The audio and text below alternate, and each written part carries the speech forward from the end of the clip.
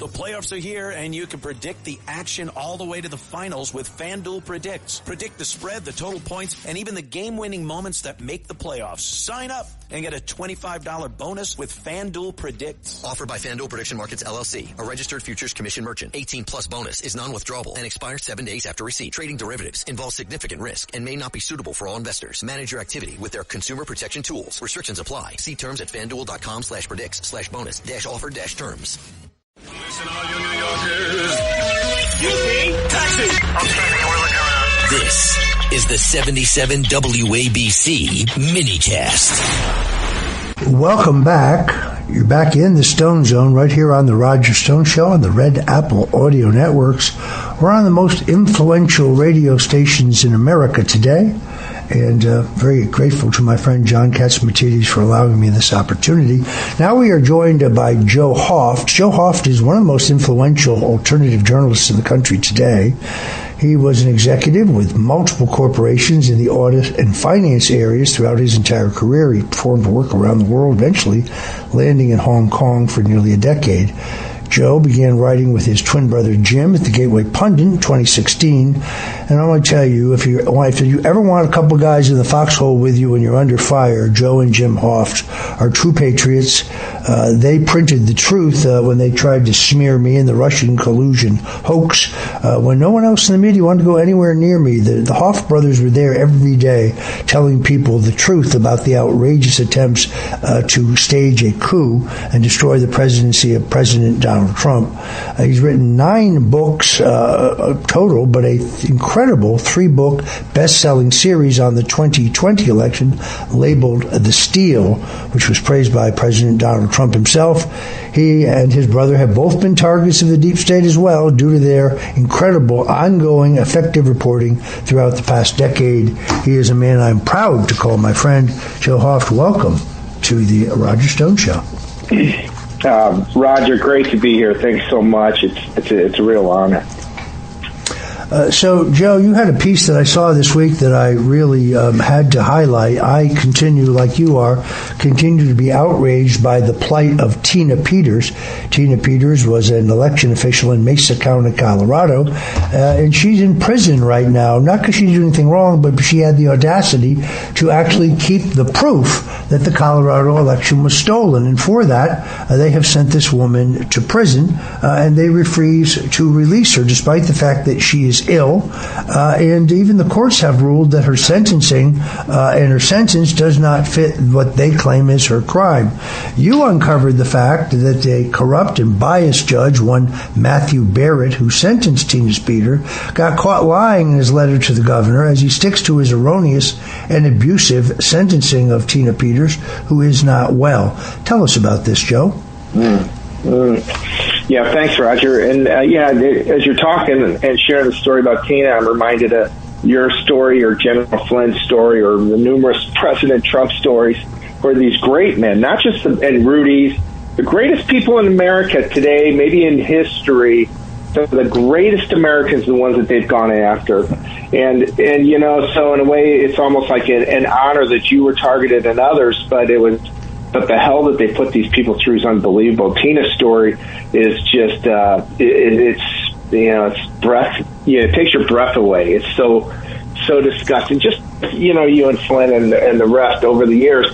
But like you said, she did everyththing right. I'm a former corporate executive international auditor. I've done audits around the world, and she did everything right when she decided to perform this activity that was mandated upon her by the corrupt Secretary of State out there in Colorado.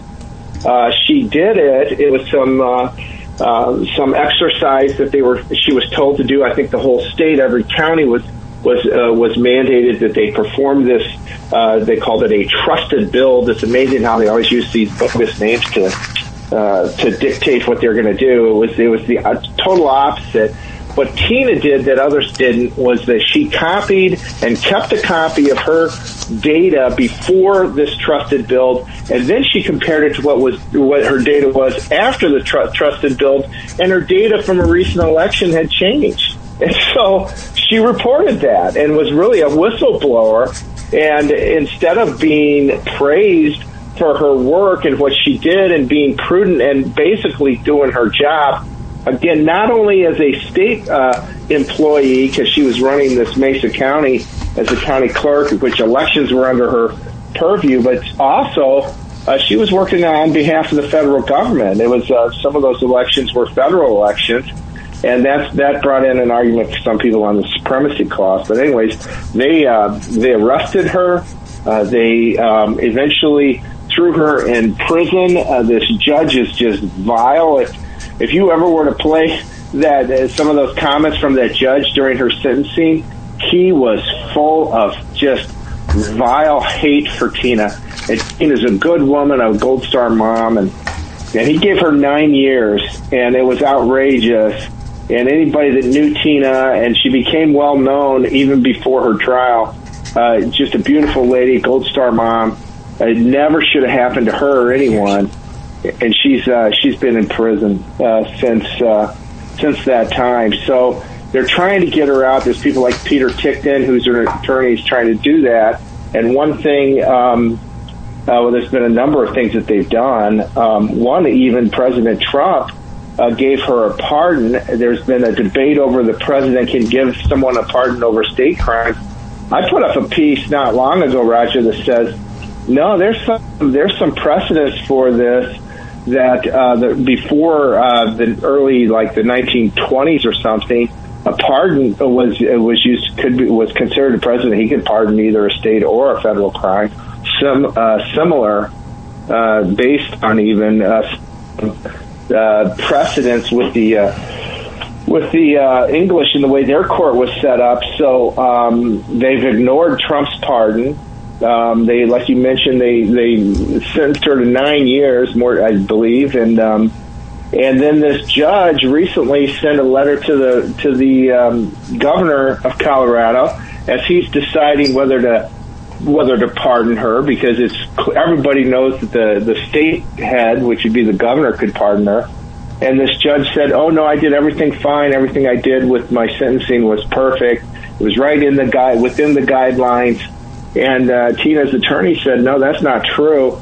Instead of running all of these indictments and her sentencing concurrently, he stacked them. So instead of having a 3-year time in prison, he gave her 9 years. And so it seems like everything that this guy does seems as corrupt as can be. He's lying to the governor in a letter. And then at the same time this week, he refused to let her out on bond again, and he also refused to accept the belief from Tina's attorneys that he's biased in any way. So this is a judge who at trial prevented Tina's lawyers from providing evidence that supported the legality of her actions, ignored federal statutes like the supremacy clause, as well as the actions of the federal employees, and was in a conference call with Attorney General Merrick Garland and FBI head Christopher Wray, which kind of demonstrates that this whole thing was part of one seditious conspiracy. How is Tina's health and how is she doing, Joe? Well, she's had cancer before. She's a cancer survivor before this whole incident ever occurred. I can give you one story. I received a letter from a lady who knows Tina and is communicating with Tina. A lady from Denver sent me this, and she wrote it up, and it was a journalist in her prior life, and it was Tina saying, "Hey, if anything happens to me, I'm not suicidal." And while she was sitting in prison a couple years ago, and this lady shared this with me, and I reported it. I shared it at joehoft.com and at Tina and at the Gateway Pundit. And what happened was about 2-3 weeks later, I get an email, and it's from somebody who says, "Hey, I was really moved by that piece that you put up about Tina." She said, "Okay, is there any way you can get it to President Trump?" And the lady said, "I'm Tina's mother. I'm 95 years old." And that just broke my heart. I'm like, you are kidding me. She was concerned for her daughter. There's been an incident here recently when Tina was confronted by another woman, in prison, and that led to an investigation in the prison. I mean, I don't know if she's safe in there. And there's at one point they put her in a small room with a huge fan in it. It used to be some sort of maybe a cooling room or something. Of course, she had to wear multiple sets of clothes just to stay warm. It's to me, it sounds like, just terrible abuse directed, at her as really a political, prisoner, really, of the Colorado government. It's so I don't know how she's doing right now. Actually, I haven't even heard on her health recently. I mean, it seems to me, since Tulsi Gabbard is conducting an investigation into the accuracy and the security of our elections, I'm uncertain why Acting Attorney General Todd Blanche, who seems to be doing a lot of the right things these days, could not declare her a federal witness and, frankly, send federal marshals in to get her. I know that Eagle Ed Martin, who was the head of the Pardon Office and briefly headed the Weaponization Office, has recommended that. I don't think that would be an inappropriate action, in all honesty. Her life is in danger. This is a politically charged case. The judge is wrong in his statements, and her life hangs in the balance. I think the entire thing is unfair and outrageous. I had Tina right here in the Stone Zone several times before she had to turn herself in. She's a fine woman, a woman of enormous courage, and all she did was copy proof that this election was stolen. That's her crime. She copied proof, which is why they're trying to destroy her, even as we speak today. If you're just tuning in, we're talking to Joe Hoft, one of the most influential journalists, alternative journalists in the country. You can go to his website, joehoft.com, joehoft.com. I also highly recommend his 3-book best-selling series on the 2020 election called The Steal. I want to remind you that Joe has a history and an enormous experience in the audit and finance worlds of investigating crimes exactly like what happened in our 2020 election.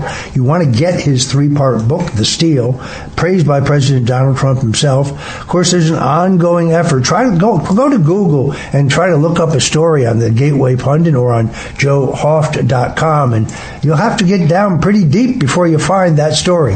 Anyway, you're listening to Joe Hoft right here as a guest in the Stone Zone, right here on the Roger Stone Show on the Red Apple Audio Networks, and we'll be right back. And we're back. By the way, we get a lot of requests for this before the end of today's show. I am going to have the recipe, my mother's recipe for Hungarian chicken soup. So if you're interested in that, I urge you to grab a pen and paper now so you'll be able to write that down by the end of the show. I'm going to bring you one of my my fabulous family recipes. I mean to get around to writing a book on all of these, both Hungarian and Italian recipes. I'm half Italian and I'm half Hungarian. Of course, I'm Italian from the waist down. And I'm going to have that for you later. So if you want to grab a piece of paper and a pen before the end of the show, I'm going to have that recipe for you. Right now, we're talking to Joe Hoft, one of the most influential alternative journalists in the country today. He and his brother Jim had the courage to print the facts about the attempt by Robert Mueller and Adam Schiff and my subsequent escape of the deadly snare that they set for me. Glory be to God for that. I want to ask you, Joe, there are a lot of people who are ready to throw in the towel in the midterm elections. I don't agree with that. I think our politics is extraordinarily volatile, and that Republicans are going to have an enormous cash advantage, and also an advantage in the case of messaging. Donald Trump has given us the largest tax cut in American history. He has given us energy independence, returned us to energy independence. Food prices are coming down. Oil prices, based on what John Catsimatidis, an oil man, said in a great interview that we played right here on the show, oil prices are going to come down. Therefore, gas prices are going to come back down. I think by the time the election comes, we're going to have a very strong economy. But how do you feel about the midterm elections? Yeah, thanks for asking. I think, the main thing is the left, if they're going to continue to steal the elections, and as you mentioned, I've written those books on it, if they're going to continue to get away with it, then they have to build a narrative that is reasonable. And so they continue to use bogus polls and all sorts of basically lies to suggest that we're in trouble. I don't know if I've ever seen the the push by the left and through social media and other outlets to suggest that that they're going to do well in the next election. There is nothing these guys have done that I think anybody could say, that's great, I'm behind that 100%. Nothing. And one thing that I did right with Gateway Pundit with Jim is in 2016, I started looking at the polls, and it was between Hillary and Trump, and I would see, and they would give the data, and the data was often, well, they're reaching out to like 55 Democrats and 45 Republicans, and Hillary won that. And they wouldn't mention that, but they'd say Hillary's up in the poll, 52 to 48 or whatever. In essence, there were Democrats that were going with Trump, and they didn't tell you, though, that the mix was so biased against Trump just from the start. And I would report on that, and then it seemed like they even began to hide the details behind the polling. I think by 2020, they just put up bogus numbers altogether. This is my personal opinion, and now this is just a continuation of it. What I learned in 2020, after 2020, is that there's other indicators that will tell us how well we're doing. This is my theory, and one was in 2021, there was a poll by Rasmussen that said 62% of Americans believe the 2020 election was stolen. It's a year later, after the election. We've got massive media push the whole time on mainstream media that the election was stolen, or that President Trump had attempted to steal that election, and that he was, Biden won legitimately. Which every day we heard that. Then they came out with the January 6th investigation, and they told us that it was sedition. President Trump was committing sedition, along with all these January 6ers. And a poll was done also about that same time, a year later, saying that 65% of Americans, basically 2 out of 3 Americans, believe that the January 6th was a setup. So for me, I'm thinking those are the real numbers that correlate with people behind President Trump. A couple weeks ago, that Rasmussen had a poll, and it said 82% of voters believe that the government has been weaponized. So I think the number's going up. I think it's looking really good for Trump. And I think when we push all the noise out of the way, Trump's doing great. If we have free and fair elections, we will crush them. That's my belief. All right, we have to leave it there. We'll be right back. I'm Roger Stone. You're listening to The Roger Stone Show.